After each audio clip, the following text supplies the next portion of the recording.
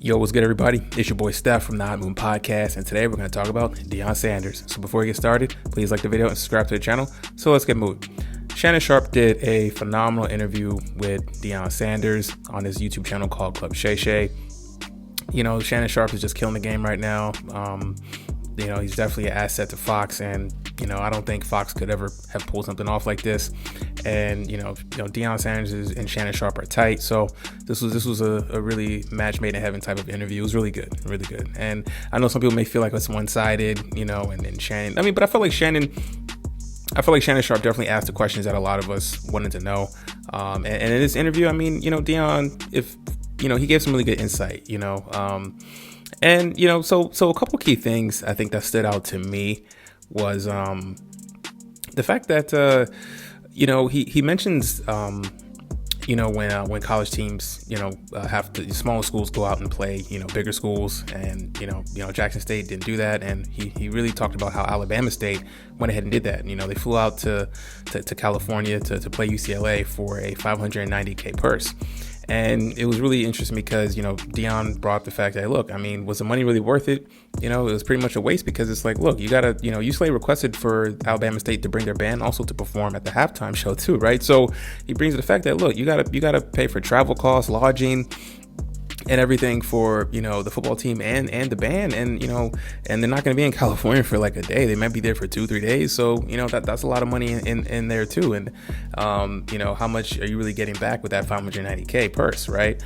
Shannon Sharpe asked a question about why can't you stay at Jackson State and make it a Power 5 or join a Power 5 conference, right? Because that's a lot of people were saying Deion should have stayed and build up Jackson State and join a Power 5 conference, and Deion said, look, it's not realistic considering the state that Jackson State University is in right now, right? Because it's not just bringing over the football team, you got to bring over all the other athletic departments as well, and not only that, the school has to meet the requirements to join the conference, so that was a really good point, because it sounds easy, stay and just build it up and become that guy, but no, there's so many other departments that are relying on the football team to generate revenue and everything like that, and it's just not realistic to bring in all the other programs, and then also that Jackson State has to they don't have the money or resources to build their facilities up to par. I'm sure that's probably a requirement to join a Power 5 conference, man.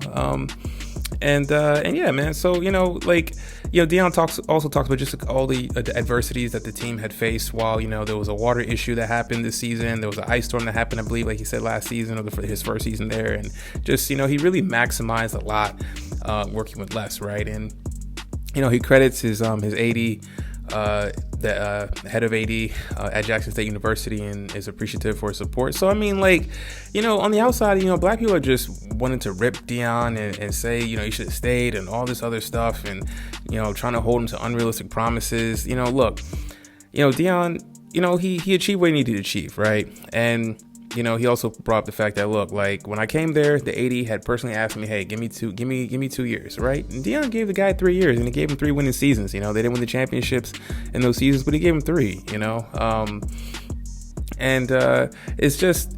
it just sucks to see this, because, towards the end of this interview, you see Deion walking with Shannon Sharpe, and just so much, you can see a lot of just joy and just kind of his appreciation for the opportunity, and this is what we all thrive to see, our people achieve, and it's not Deion's job to carry the plight and to carry all the black people burdens, right?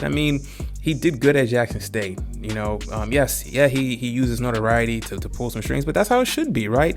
When we have people who are in our community who are famous, who are, famous celebs, famous athletes, using your status, yes, that's how it should be. And he did that, right? But even when doing that, he's met with vicious criticism from our side, right? And, I'm just really happy for Deion, and he's just, like I said, he just had a look of gratitude and just thankfulness, and, he didn't throw shots at anybody or anything like that. He could have, but he took the high road, and, and I'm excited to see what he does at the University of Colorado. Considering, what he went through at Jackson State and building that program up and, using his resources and trying to maximize the best that he could, he did a good job. He did a phenomenal job, and this interview was just a great interview, really good interview that he did, and much better than the 60-minute piece he did, Shannon Sharpe is really a good interviewer. So I definitely recommend you guys going to Shannon Sharpe's channel called Club Shay Shay and checking it out. So anyway, guys, please like, subscribe. I'm out.